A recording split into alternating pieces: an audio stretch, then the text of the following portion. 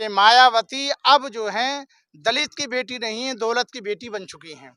वो अपनी दौलत बचाने के लिए कर रही है, वो दलित समाज के लिए कुछ भी नहीं सिखाता। आपस में बैर रखना, हिंदी है हम वतन है, हिंदुस्तान हमारा। चलेगी नहीं है, हमें जो है सरकार बदलने की जरूरत है। अच्छा, हाँ, सरकार बदल पाएगी ऐसे माहौल? जरूर बदलेगी।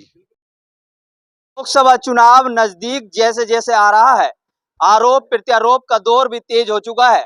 लेकिन अब सवाल उठता है कि आखिर लोकसभा मुरादाबाद में जो सीट है उस पर पहले ही उथल पुथल आप देख चुके हैं। उसके बाद उथल पुथल के बाद अब क्या होता है, इंडिया गठबंधन मजबूत है या नहीं, या बीजेपी के सांसद जिस तरीके से दावा कर रहे हैं कि इस बार बीजेपी 400 पार, तो नजर आता है या नहीं इंडिया गठबंधन कितना मजबूत है कितना नहीं, ये तो लोग बता पाएंगे, जनता बता पाएगी कि किस तरह से माहौल बन रहा है।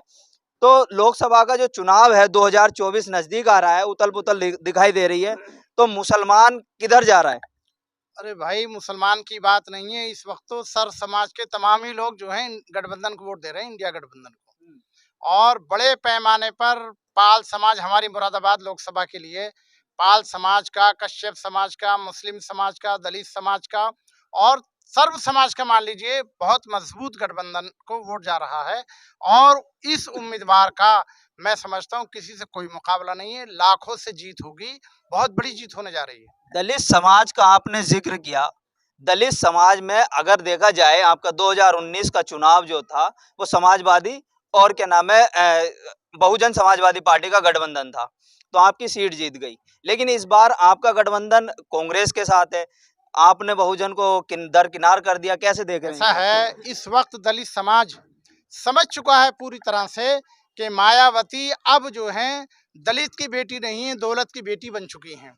वो अपनी दौलत बचाने के लिए कर रही है, वो दलित समाज के लिए कुछ नहीं कर रही हैं।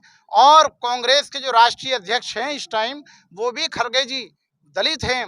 दलित समाज जान रहा है कि मायावती की कोई औकात नहीं है खरगे जी के सामने। हो सकता है खरगे जी एक बहुत बड़े मकाम पर पहुंचे, तो खरगे जी के नाम पर दलित समाज कांग्रेस को सपोर्ट कर रहा है।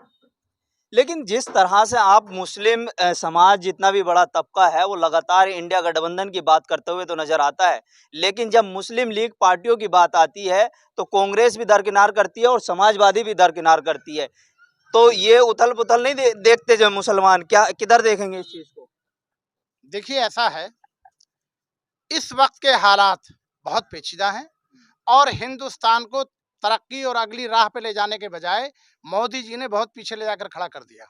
और इस वक्त बिल्कुल सन 47 जैसा माहौल पैदा कर दिया गया है।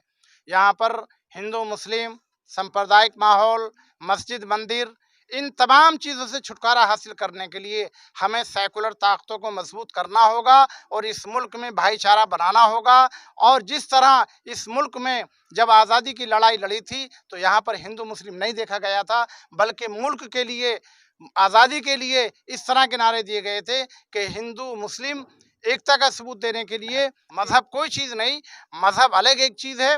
मजहब तो आपस में बांटने की बात करता ही नहीं, मजहब नहीं सिखाता आपस में बैर रखना। हिंदी है हम वतन है, हिंदुस्तान हमारा, इस तरह के नारों को दे करके इस मुल्क को आज़ाद कराया गया था।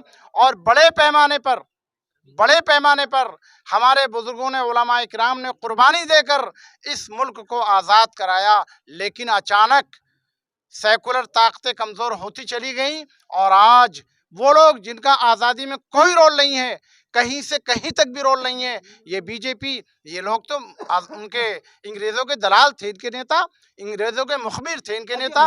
मौलाना लेकिन आपने सवाल की डायरेक्शन ही चेंज कर दी। मेरा जो सवाल था आपने दूसरी तरफ मोड़ दिया। मेरा सीधा सवाल ये था आपसे कि मुस्लिम लीग पार्टियां कहाँ खड़ी हैं?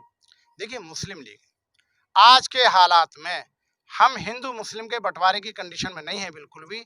हम कहीं ना कहीं, जैसे कि आज़ादी के वक्त पर हम लोगों ने एकता का सबूत दे करके इस मुल्क में सेकुलर ताकतों को मजबूत करने के लिए पूरी तरह जिद्दोजहद की, आज भी वही माहौल है। मैं आपके पास मुस्लिम चेहरे से कोई लेना देना नहीं है। हाँ। हमें जो गठबंधन से आगा उसे ही लड़ाएंगे। अच्छा, हाँ। ये मानते हैं आप भी? हाँ, मुस्लिम मानते चेहरे हैं। की जरूरत नहीं है यहाँ पर? मुस्लिम चेहरे की नहीं है, हमें जो है सरकार बदलने की जरूरत है। अच्छा, हाँ, सरकार बदल पाएगी ऐसे माहौल? जरूर बदलेगी। लेकिन उनका तो नारा है 400 पार अब की बार। अब कुछ भी कहते रहे, उस बात का कोई वो नहीं है, मगर अब की बार जो है गठबंधन ही जीतेगी अब के। अच्छा, हाँ उम्मीद लग रही है कुछ की कुछ बदलाव होगा। हाँ, बदलाव होगा। कैसे बदलाव होगा? तो ये ऐसे ही होगा बदलाव। सारे जो है यहाँ के मुस्लिम सपा के साथ हैं और सपा गठबंधन में आ गई है हाँ। कांग्रेस, तो गठबंधन ही जीतेगी। गठबंधन जीत पाएगा, माहौल लग रहा है।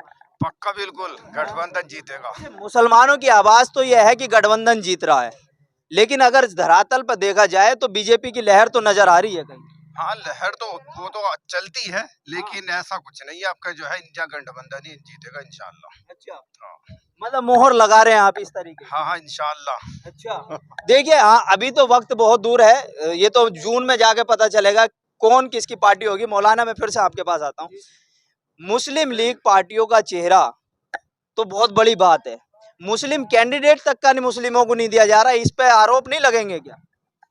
देखिए, ये गठबंधन के जो नेता हैं, लीडर हैं, ये उनका अपना फैसला। यहाँ पर इस विवाद को शांत करने के लिए एक उम्मीदवार का चयन किया गया कि शायद आपसी विवाद में मामला खराब हो जाए, इसलिए बेहतर है एक नया चेहरा ला करके यहाँ लड़ा दिया जाए। हमें इस वक्त उम्मीदवार के विवाद में बिल्कुल नहीं जाना है। हमें गठबंधन को मजबूत करने के लिए, इस मोदी सरकार को बदलने के लिए, मुल्क में खुशहाली लाने के लिए इंडिया गठबंधन ही को वोट देना है। चाहे उम्मीदवार कोई और भी होता तब भी हम उसको सपोर्ट करते। इतने बड़े मुरादाबाद में 6 विधानसभा में से एक प्रत्याशी आपको मुस्लिम चेहरा नहीं मिल पाया, ना मुरादाबाद का आपको कैंडिडेट मिल पाया। कैंडिडेट भी मिला तो आपको बिजनौर का। ये सवाल उठता है कि नहीं उठता? ये आवाम के सवाल हैं जो शायद वो कैमरे पे ना बोल पाए, लेकिन सवाल हैं ये। देखिए, मैंने आपसे कहा कि ये हाई कमान और लीडरशिप के फैसले की बात है कि उन्होंने यहाँ के मामले को संजीदा होकर गौर किया कि आपसी विवाद है, इस विवाद को हम शायद अच्छी तरह से न सुलझा पाएं, कहीं इस विवाद में मामला उलझ ना जाए। इस उलझन को दूर करने के लिए उन्होंने नए कैंडिडेट का यहाँ पर फैसला लिया कि यहाँ पर नया कैंडिडेट होगा। वो सारे उम्मीदवारों को जितने चेहरे थे, जो उम्मीदवार बनना चाहते थे, उनको शायद समेटने में कामयाब हो जाएंगे।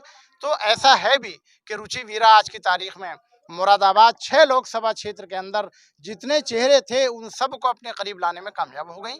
और वो चाहे वो हमारे हाजी नासिर विधायक जी हों, चाहे वो आपके हाजी यूसुफ अंसारी साहब हों, चाहे वो आपके ठाकर द्वारे के विधायक जी हों, चाहे हमारे यहाँ कमाल अख्तर साहब कांट के विधायक जी हों, तमाम लोगों का समर्थन भी रुचि वीरा जी के साथ है। और तमाम समाजवादी पार्टी के लोग, कांग्रेस पार्टी के लोग, अब और केजरीवाल जी की पार्टी के, आप आम आदमी पार्टी के लोग, ये सब मिल करके उनको योगी जी को हराने की बात कर रहे हैं। ठीक है, बीजेपी को हराने की बात कर रहे हैं, बड़ी बात आप कह रहे हैं, बीजेपी को हराने की बात कर रहे हैं। जो आपके पूर्व सांसद हैं एसटी हसन साहब, उनको मनाने में आप नाकामयाब नजर आ रहे हैं। वो भी मान जाएंगे, वो भी मान जाएंगे। थोड़ा उन्होंने तो आजम खां पर मतलब आरोप भी लगा दिया कि अखिलेश यादव के पास कुछ लोग ऐसे हैं जो आस्तीन के सांप हैं, और उनका टिकट जो है वो आजम खां के आरोप लग रहा है कि उन्होंने कटवाया। तो आस्तीन का सांप कौन है? देखिए, जहां तक मामला है वो बड़ी बात है। कल आजम खान ने ही एसोसिएशन को टिकट दिलवाया भी था। आज इस तरह की बात कर रहे हैं, ये उनके अंदर की बात है, हम इसमें उलझना नहीं चाह रहे बिल्कुल भी। लेकिन अंदर की क्या, जो बाहर आ गई, जो बात घर से बाहर आ गई, वो अंदर की कहाँ रह गई? लेकिन इतना जरूर है कि एसटी हसन साहब, मैं समझता हूँ अभी 2-4 दिन के अंदर अंदर सब सहमत हो जाएंगे और वो भी समाजवादी पार्टी और इंडिया गठबंधन को लड़ाएंगे। उन्होंने साफ मना कर दिया, पहले ही कह दिया उन्होंने कि मैं चुनाव प्रचार नहीं करूंगा। वो गुस्से की बात है उनकी। हाँ। जिस दिन बड़े नेताओं का, उनके हाईकमान का उनके लिए फोन आ जाएगा या कोई ऑर्डर हो जाएगा तो उस दिन उन्हें खड़ा होना पड़ेगा। लेकिन रुचि वीरा का ऑफिस कार्यालय जो है एसटी हसन के घर से कुछ ही दूर है, तो रुचि वीरा मनाने में कामयाब तक नहीं हो पा रही उन्हें। वो अभी टाइम है, इंतजार कर रही हैं, शायद 1-2 दिन में मनाने में कामयाब हो जाएंगी। मतलब रूठे हुए को मनाने के लिए वक्त का इंतजार कर रहे हैं आप? हाँ हाँ, एक हो सकता है उनके हिसाब से 2-4 दिन में उनको मना लिया जाएगा। ऐसा हो पाएगा? जैसे मतलब लग रहा है जो रूठा हुआ है उसको बिल्कुल टाइम टू टाइम मनाया जाए। वोट बैंक तो कहीं बिखरता हुआ नजर आएगा ना फिर उस बात से। नहीं, ऐसा है 1-2 दिन में शायद मान भी जाएं। एक वीडियो आई थी उनके सामने, उसमें उन्होंने कहा था कि कोई दिक्कत नहीं है, इस वजह से मान भी सकते हैं वो। लेकिन हाँ, एक वीडियो उनका सोशल मीडिया पे काफी तेजी से वायरल हो रहा है जिसमें वो बीजेपी को जिताने की बात कर रहे हैं। हालांकि वो काफी साल पुराना वीडियो बताया जा रहा है।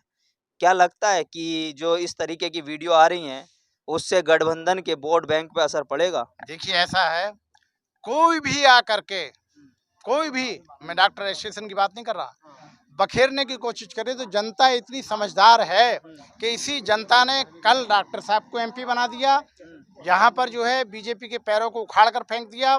अब इस वक्त 2024 के चुनाव में जनता मन बना चुकी है। यहाँ सर्व समाज का मन है कि बीजेपी के पैर 6 मुरादाबाद लोकसभा के अंदर नहीं जमेंगे। यहाँ गठबंधन का उम्मीदवार कामयाब होगा और ज़्यादा वोटों से कामयाबी मिलेगी। यहाँ पर लोग इस तरह की बात कर रहे हैं बेईमानी होगी, ये होगा, लेकिन जब ज़्यादा वोटों से कामयाबी होती है तो सब बेईमान भी एक तरफ खड़े रह जाते हैं। बेईमान भी, उन्हें मौका नहीं मिलता बेईमानी करने का। रुचि वीरा पे तो आरोप ये भी लग रहा है कि वो सिर्फ अपने समाज के लोगों में जा रही हैं। अभी तक मुस्लिम क्षेत्रों में वो उन्होंने घूमी तक नहीं है। वो मुस्लिम क्षेत्रों में यही तो है कि आज की तारीख में लाखों की तादाद में गैर मुस्लिम वोट उनको मिल रहा है। वो जीत का वोट है। मुसलमान तो गठबंधन के लिए पहले से मन बनाए हुए हैं कि गठबंधन को वोट देना है। तो ये कामयाबी की दलील है। किस में कितना दम होगा ये तो जून में आपको साफ पता चल जाएगा कि सरकार किसकी होगी। कैमरा पर्सन फरीद के साथ मोहम्मद साजिद, एबीसी वर्ल्ड हिंदी।